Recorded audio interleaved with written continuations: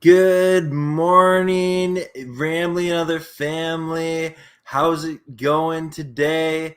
Oops, my mistake. That was a little tease for the stats update to come.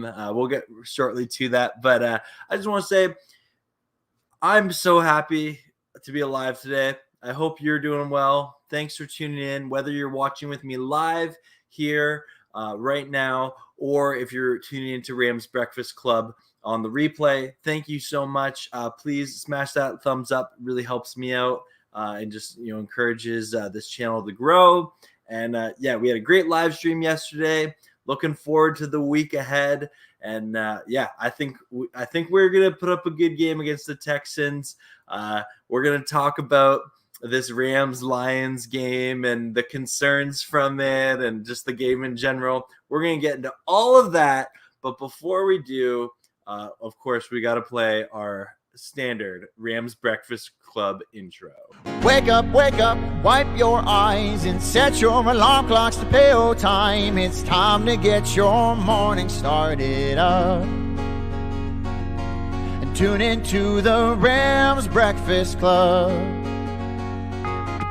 Waking up ain't easy, there's growing pains. Come greet the morning and let's move them chains. Pour some hot black Java in your commuter cup. Tune into the Rams Breakfast Club. Tune into the Rams Breakfast Club.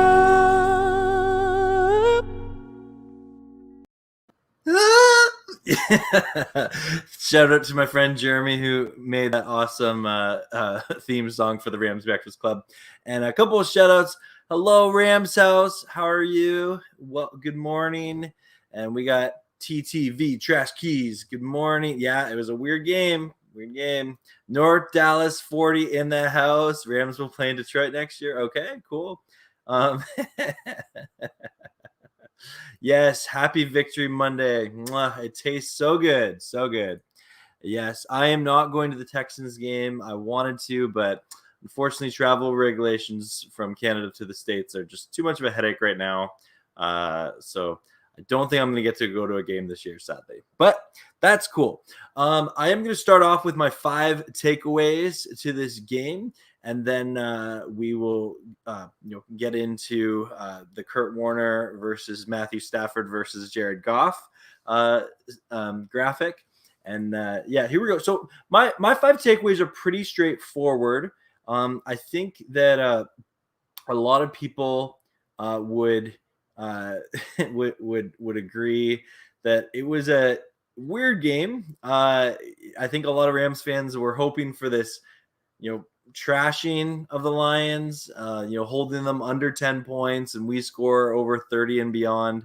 And our expectation just wasn't met. And sometimes when those expectations aren't met, you get frustrated. And I totally empathize with that. And I totally see that going on in the fandom right now. But yeah, we will, we'll continue to, monitor the situation. But my first takeaway, and I had the wrong number in here. Okay.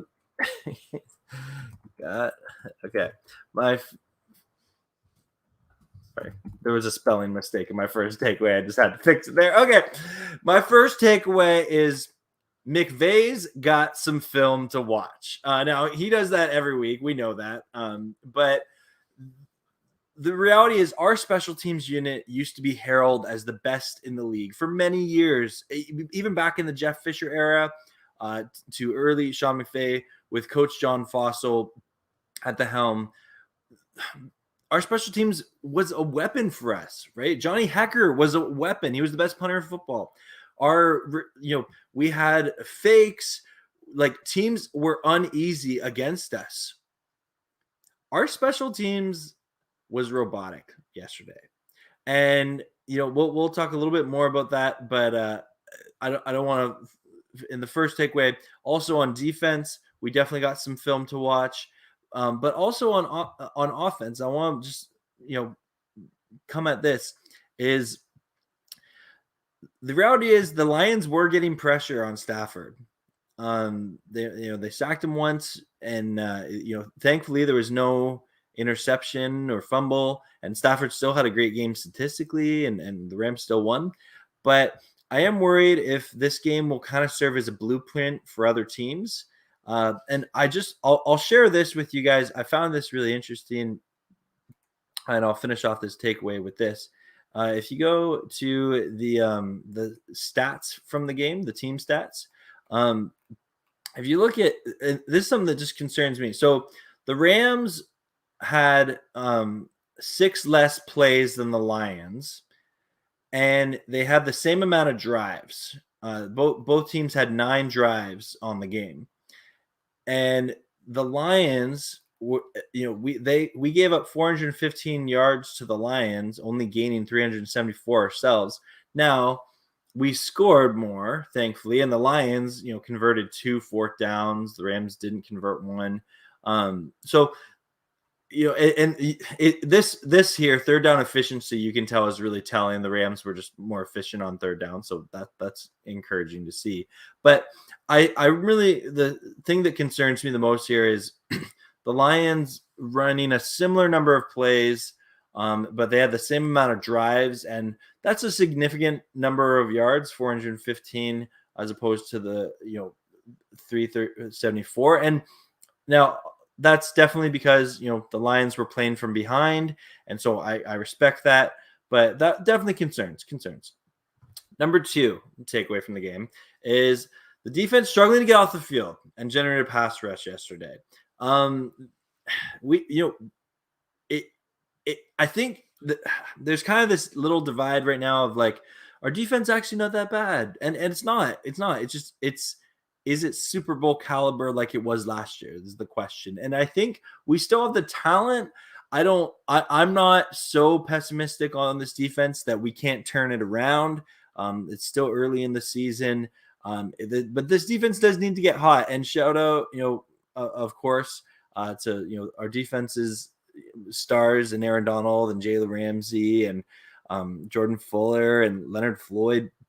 Kenny Young made some good tackles yesterday, but situationally, there are some concerns about this defense. Maybe statistically, they're not that bad, but definitely DeAndre Swift and Jamal Williams were having their way with us yesterday, and that's concerning, especially if we have teams that are just going to dump it off to their running back and gouge us. Swift had over 90 yards receiving, right? So definitely concerns. Okay, number 3, and we're gonna lay into this here. This is what frustrated me the most. Special teams, fool me once. All right, and as I was alluding to in the first takeaway, and I really hope McVay and the coaching staff, they focused a lot on this. This has got to get cleaned up. When one team gets a fake punt and they successfully do it on you early in the game, okay, you got us. Okay, cool. But that fake punt run was ridiculous. Like you have to be expecting a fake. The Lions were aggressive the entire game. Did you actually think that they were going to stop that? And our special teams looked flabbergasted. They looked so questioned and confused. And yeah, that was concerning to me. And especially even, I'd love to see our return game get us more involved, maybe run one back, or at least get us field position. We always seem to have terrible field position this year. And that is something that is definitely a concern. I feel like that's something that we're thankful we have Stafford that can overcome that, and he has been overcoming it. But even going back to the Arizona game, we've been losing the field position battle game. And that's really tough to see because, for years now, Rams fans have been used to, special team was always a strength of our team. And credit to the Lions, they played, they helped scout that out and expose this special teams unit that it is not what it once was. And, I really hope the special teams, coaching staff and players can, get it together and have a strong end of the season. Okay. We're going to talk a little more positive here in takeaway number 4. Cooper Kupp's season caught everyone off guard. There is not a person out there, I'll even admit to myself, most Ram fans through 7 weeks would say, oh, Cooper Kupp was going to be the best wide receiver in football, leading in yards and touchdowns and receptions.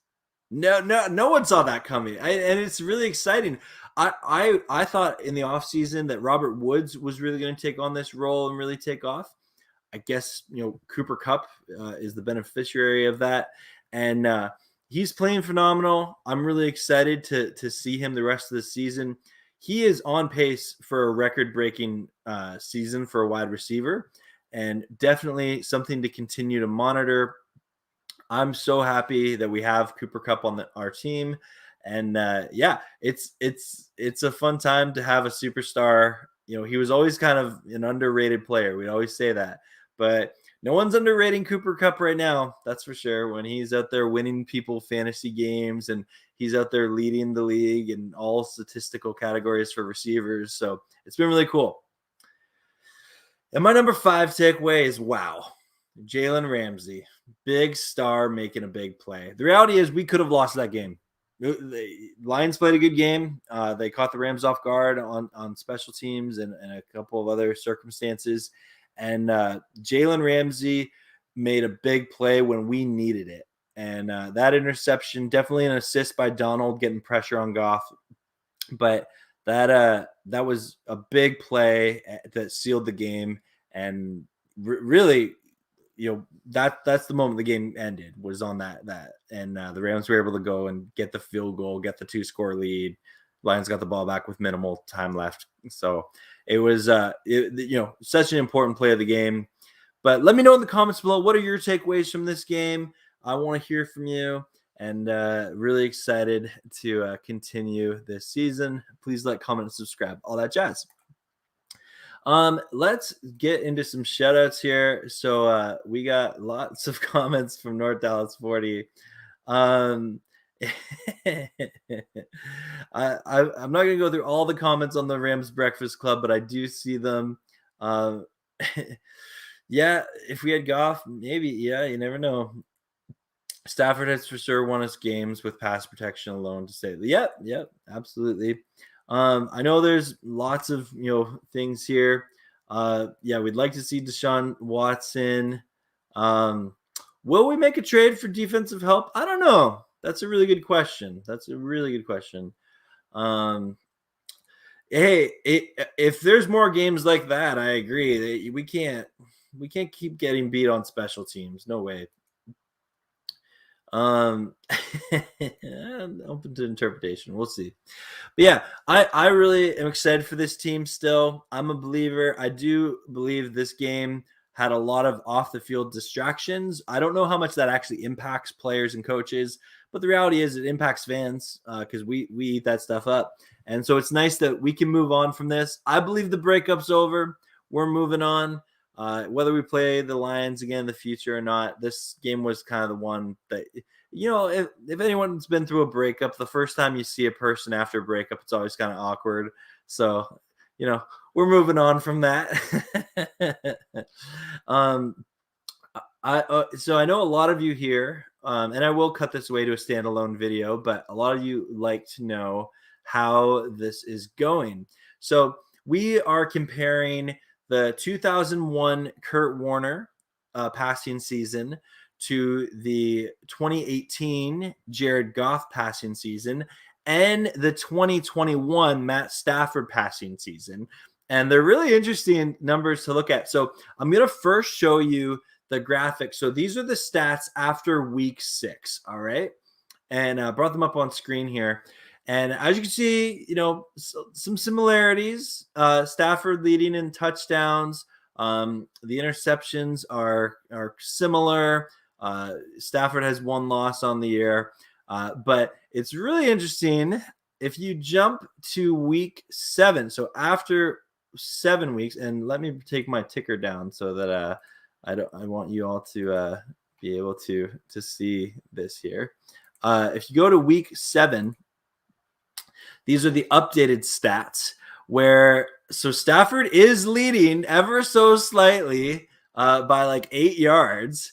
And then Stafford has, 5 more touchdowns than both Goff and Warner, and he has the least amount of interceptions. So Stafford is definitely on pace to break this record. Kurt Warner holds the Rams franchise passing record of 4,830 yards. And so I'm really excited to see how this goes. I think that it will, I want to see him do it in 16 weeks. Let me know in the comments if you think he can do it in that. I firmly believe he can. Definitely in 17 weeks, but I'm really curious if he does it in the 16-week format. And yeah, I'm really excited to see that. And let me know in the comments below. Do you think he's going to do it? I'm really curious. The beard's coming back. The beard's coming back. Yeah. Oh, Rams House loves that segment. Yeah. It's cool to see. Stafford really is having a great year. And remember, Kurt Warner won MVP that year.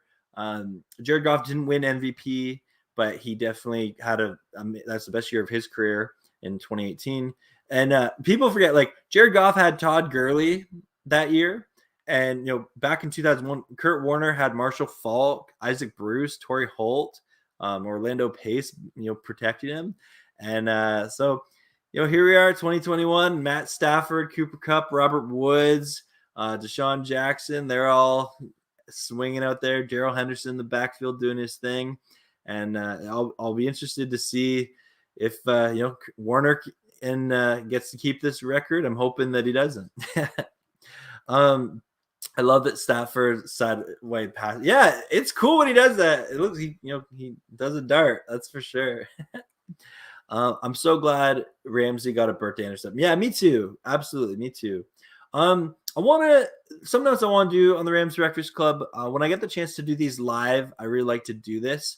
I don't always get to, but I want to go to an interesting article, and we are going to go to this format here and share the screen because sharing is caring. Let's see here. Yeah. So this is an interesting article of 4 tough questions. So this is an article.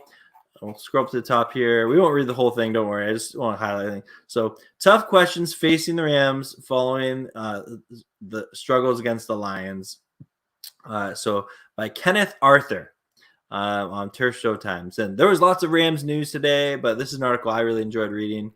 So just kind of the questions that he highlights is, do the Rams have the right defensive coordinator?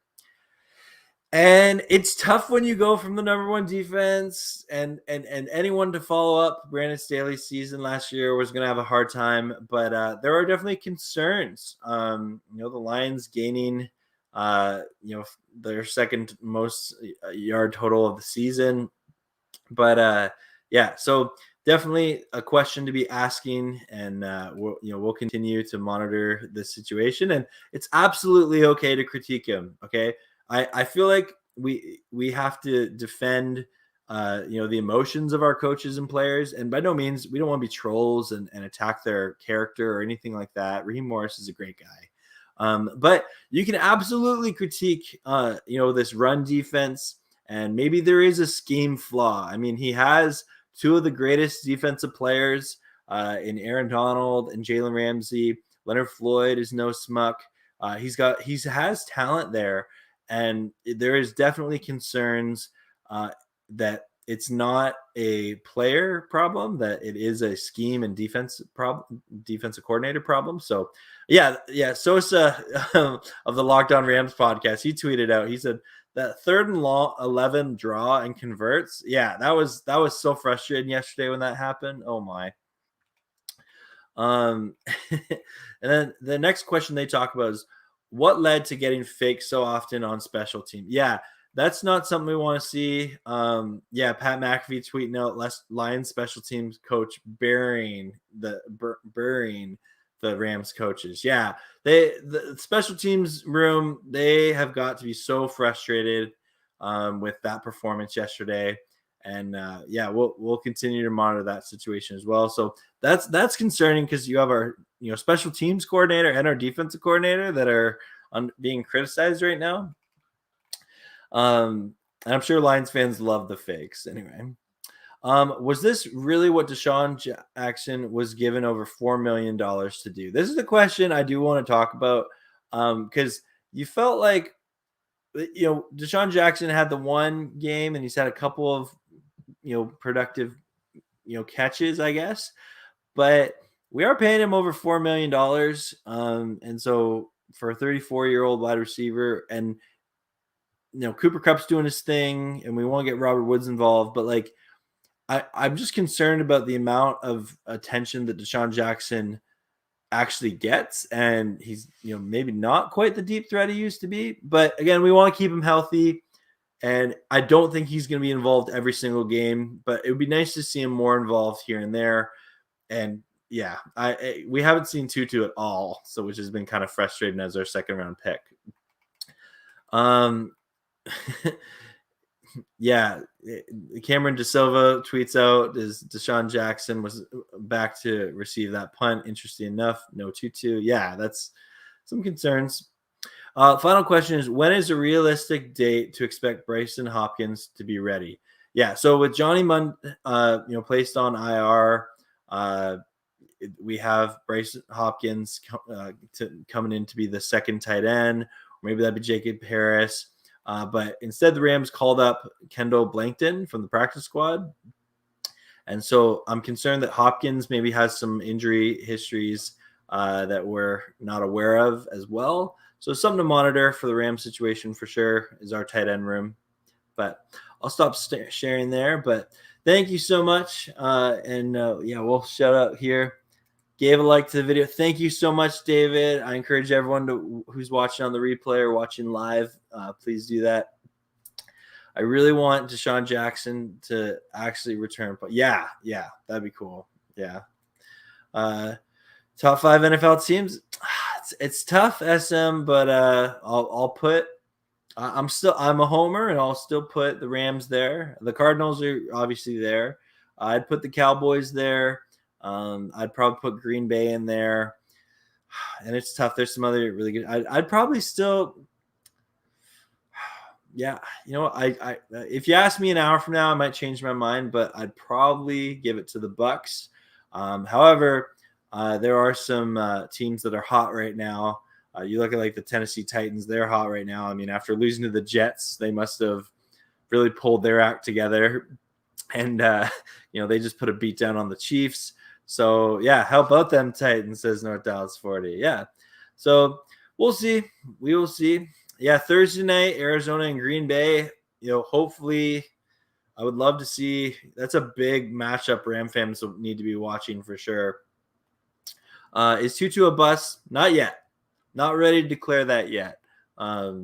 It's frustrating because you'd like to see more from him, but no, I can't say he's a bust yet. Anyway, guys, I am on my lunch break at work, so I got to get back to it. But thank you for tuning in. I will cut out some smaller clips that we'll post later on today as standalone videos. You guys are amazing. Please like, comment, and subscribe if you haven't already. If you love talking football, talking about the Rams, that's what I'm here for. And I hope you all have an amazing day. Thank you so much for tuning in to Rams Breakfast Club, and I will let my friend Jeremy serenade you out. Peace out. Wake up, wipe your eyes and set your alarm clocks to PO time. It's time to get your morning started up. And tune into the Rams Breakfast Club. Waking up ain't easy, there's growing pains. Come greet the morning and let's move them chains. Pour some hot black Java in your commuter cup. Tune into the Rams Breakfast Club. Tune into the Rams Breakfast Club.